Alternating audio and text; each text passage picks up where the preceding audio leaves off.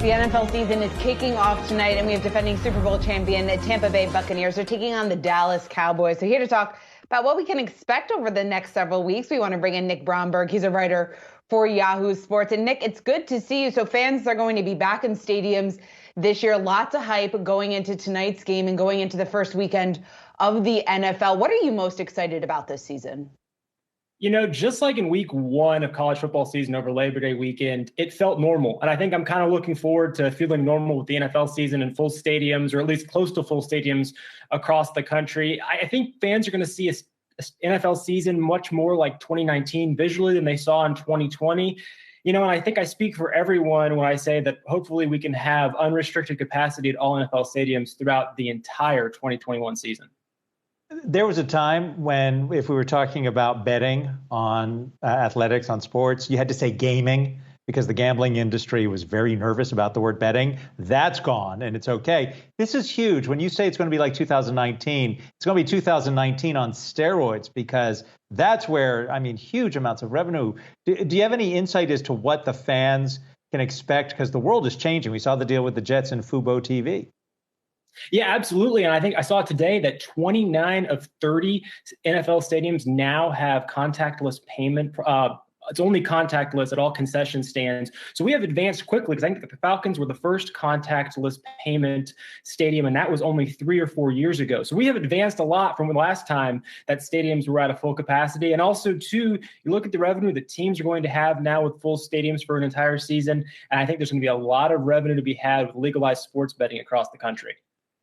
Yeah, Nick, speaking of the legalized sports betting, I guess, what do you think that's going to do for fan engagement? Because we know that this is so critical here, not only for this league, but obviously it applies to all professional sports. But just in terms of the NFL being able to keep their fans engaged during the entire season, I guess, how big of an assist do you think sports betting will be to this?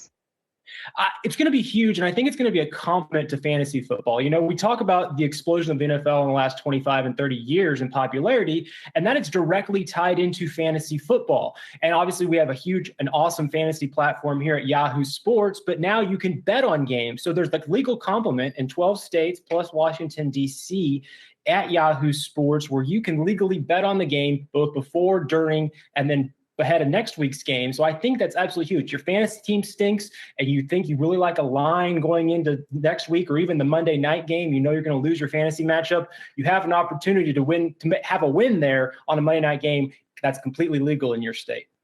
You think people have been reluctant, though, to place their bets, so to speak, because if there's a forfeiture because of, so let's say a team has a COVID outbreak and they have to game off, you lose the bet. Is that holding people back? I don't think it's going to be that big of a deal this year, though I will say my advice would be to wait as long as possible, because, you know, while a significant majority of the NFL players are vaccinated, we still don't know for sure which key players are and aren't vaccinated. And that is important because the COVID protocols are different for a vaccinated player and an unvaccinated player. An unvaccinated player, if he has a COVID close contact, he's out for 10 days. Unless the team is on its bye week, he is guaranteed to miss a game. So my advice would be, unless you really, really like a line, you should wait as long as possible until kickoff. So Sunday morning, when you look at the injury reports, see who your team's inactives are, that's going to be the prime time to place your bet. So, Nick, give us some picks. And one, I need to know, if you were in a survivor pool, I am this year, what would you pick for week one? And then also just overall this season, I guess, who do you see? You don't have to necessarily pick a Super Bowl champion, but who do you see at least doing pretty well this season?